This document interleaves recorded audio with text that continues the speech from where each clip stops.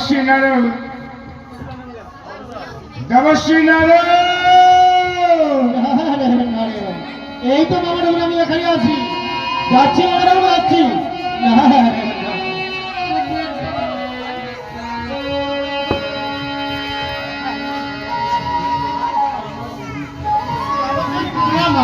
কল্যাণ হয়।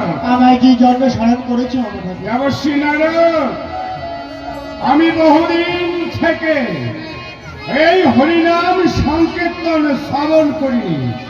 তুমি আমাকে হরিনাম সংকীর্তন শোনাও, আমি তোমাকে মধুর রসের গল্প শোনাবো বাবা। তাই হবে মামা ঠাকুর, তবে আমি তাই করছি। হরে কৃষ্ণ হরে কৃষ্ণ কৃষ্ণ কৃষ্ণ হরে হরে হরে রাম হরে রাম রাম রাম হরে হরে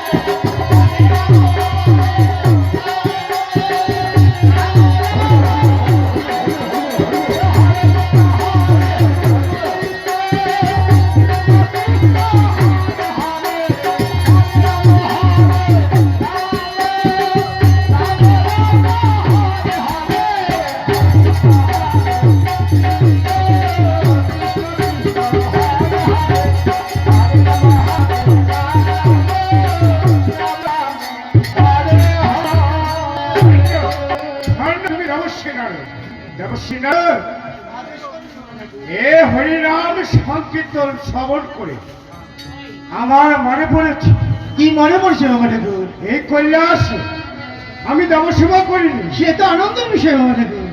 যাও দেবসেনা, তুমি আমার 33 কোটি দেবগণকে নিমন্ত্রণ করে এসো, আর ইন্দ্রকে সঙ্গে করে নিয়ে আসবে। না রে বাবা, মা ভাই, মা ভাই, মা ভাই। তবে আমি তাই করছি। ষোলো ষোলো 33 কোটি দেবগণ কৈলাস এখানে মামা ঠাকুর দেবসেবা করবে, তাই সকল দেবগণের নিমন্ত্রণ হলো। কেমন তৎসঙ্গে ইন্দ্রদেবকেও নিমন্ত্রণ করতে বলেছিলেন, কিন্তু স্বর্গধামে ইন্দ্রদেবকে দেখতে পাচ্ছি না। কোথায় ইন্দ্রদেব? ইন্দ্রদেবকে একটু স্মরণ করে দেখি।